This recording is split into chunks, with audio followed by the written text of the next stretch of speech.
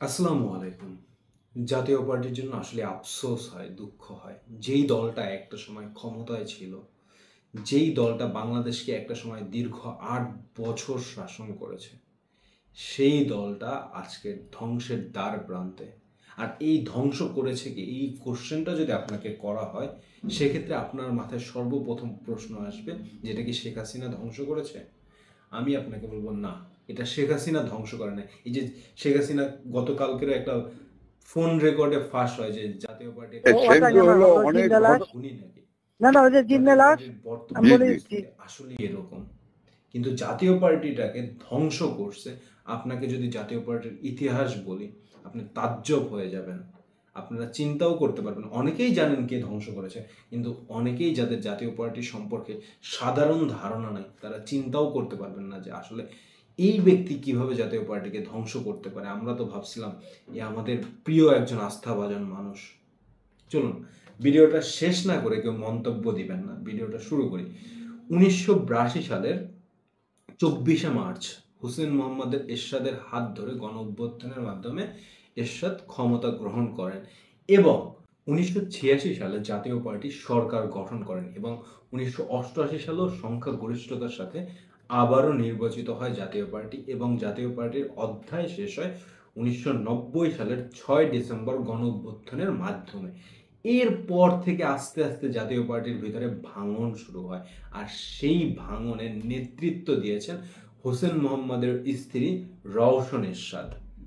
কিভাবে রওশন এরশাদ নেতৃত্ব দেন? 1999 সালে রওশন এরশাদ এবং কাজী জাফরের নেতৃত্বে জাতীয় পার্টি বিভক্ত হয় প্রথমবারের মতো এবং 2000 থেকে 2001 সালে আওয়ামী লীগের সাথে ঘনিষ্ঠতা শুরু করে জাতীয় পার্টি এবং তারা একটা জোটের ভিতরে আসে এবং 2008 সালে নির্বাচনের আগে হোসেন মোহাম্মদ এরশাদ এবং রওশন এরশাদের মধ্যে একটা বিভক্তি দেখা যায় এবং তারা রাজনৈতিক একটা দ্বন্দ্বে জড়িয়ে পড়েন এবং 2013 সালে যখন হোসেন মোহাম্মদ এরশাদ সিদ্ধান্ত নেয় তিনি নির্বাচনে যাবেন না, তখন তার স্ত্রী ফাইনালি জাতীয় পার্টিকে এমনভাবে ধ্বংস করেন যেই জাতীয় পার্টি এখন পর্যন্ত মেরুদণ্ড নিয়ে আর দাঁড়াতে পারেনি। কারণ তার স্ত্রী সিদ্ধান্ত নেয় রওশন এরশাদ যে তার নেতৃত্বে ক্ষমতায় যাচ্ছে, মানে বিরোধী দল হতে যাচ্ছে জাতীয় পার্টি এবং তখন থেকে যে ভাঙনটা শুরু হয়, এই ভাঙনটার চরম রূপ নেয় 2019 সালে হোসেন মোহাম্মদ এরশাদের মৃত্যুর পরে জিএম কাদেরের সাথে তীব্র দ্বন্দ্বের রূপ নেয় এই রওশন এরশাদ পন্থীদের। এরই প্রেক্ষিতে একের পরে এক দ্বন্দ্ব এবং শেখ হাসিনার এর মাঝখানে এর ফায়দাটা যে নিয়েছে, রওশন এরশাদকে কাজে লাগিয়ে জাতীয় পার্টিটাকে দুইটা ভাগে এমন ভাগে বিভক্ত করেছে যেখানে দুইটা ভাগেই কিন্তু খুব গুরুত্বপূর্ণ নেতৃবৃন্দদের সরিয়ে ফেলা হয়েছে। কেউ ক্ষমতার লোভে সরে গিয়েছেন, কেউ আবার আপনার টাকার লোভে সরে গিয়েছেন। আর এই সরিয়ে ফেলার কারণে জাতীয় পার্টির যে ব্যাকবোন বা মেরুদণ্ড ছিল, সেই মেরুদণ্ডটা ভেঙে যায়। আর তার জন্যই শেখ হাসিনা বলতে পেরেছেন যে জাতীয় পার্টি একটা জিন্দা লাশ, মেরুদণ্ডহীন।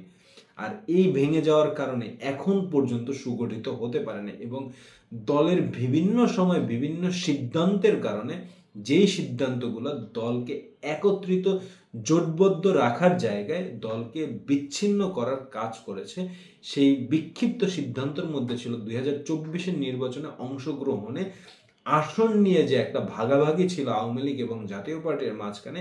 সেখানে জাতীয় পার্টিকে যখন আওয়ামী লীগ তার চাহিদা মতো আসন না দেয়, তখন দলের ভিতরে আর একটা বড় প্রতিক্রিয়ার সৃষ্টি হয়। আর এই প্রতিক্রিয়ার কারণেই জাতীয় পার্টিটা ফাইনালি আবার দুইটা ভাগে বিভক্ত হয়ে যায় এই 2025 সালে এসে। এবং চুন্নুকে যখন হলে গিয়ে বহিষ্কার করে জিএম কাদের, তখন আবার তারা ফিরে এসে স্বপদে বহাল হয়ে জিএম কাদেরকে অবাঞ্ছিত ঘোষণা করে দিয়ে তারা আবার নতুন আর একটা জাতীয় পার্টির দল গঠন করার চেষ্টা করছে। কিন্তু এখন কথা হচ্ছে, এই জাতীয় পার্টি কি ঘুরে দাঁড়াতে পারবে?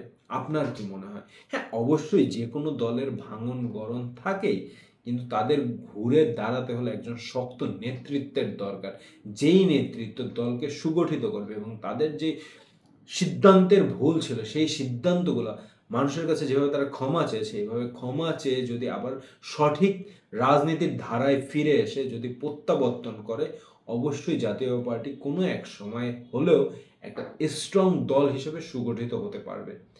আপনার কি মনে হয় জাতীয় পার্টি ধ্বংস করেছে শেখ হাসিনা নাকি রওশন এরশাদ? অবশ্যই আপনার এই ইতিহাস শুনে মনে হবে রওশন এরশাদই জাতীয় পার্টিকে ধ্বংস করেছে, আর তার জন্যই আজকের কিন্তু রওশন এরশাদ মূল্যহীন অবস্থায় পড়ে আছেন। তার রাজনৈতিক কোনো খোঁজ খবর নেওয়া হচ্ছে না, তার রাজনৈতিক কোনো সহায়তা পাচ্ছেন না, তিনি দলীয় কোনো কার্যক্রমের সাথে জড়িত নেই, তিনি দল থেকেও যেই মূল্যায়নটা পাওয়া দরকার সেই মূল্যায়নটা পাচ্ছেন না। তিনি যে ভুলগুলো করেছেন তার ভুলের মাসুল আজকে তিনিই দিচ্ছেন। আর একটা রাজনৈতিক দল থেকে এই শিক্ষাটা আমাদের গ্রহণ করা উচিত, দলের সাথে কখনো আপনার কোনো নিজস্ব কারণে বা কোনো ব্যক্তি স্বার্থের কারণে আপনার কখনোই বিট্রেই করা উচিত না। আর যদি দলের সাথে আপনি বিট্রেই করেন, সেই দল থেকে একদিন আপনি এরকমভাবেই সরে অবহেলিতভাবে থাকতে হবে। ভিডিওটা ভালো লাগলে লাইক শেয়ার সাবস্ক্রাইব করবেন। পরবর্তী ভিডিও দেখার জন্য অনুরোধ রইল। আসসালামু আলাইকুম।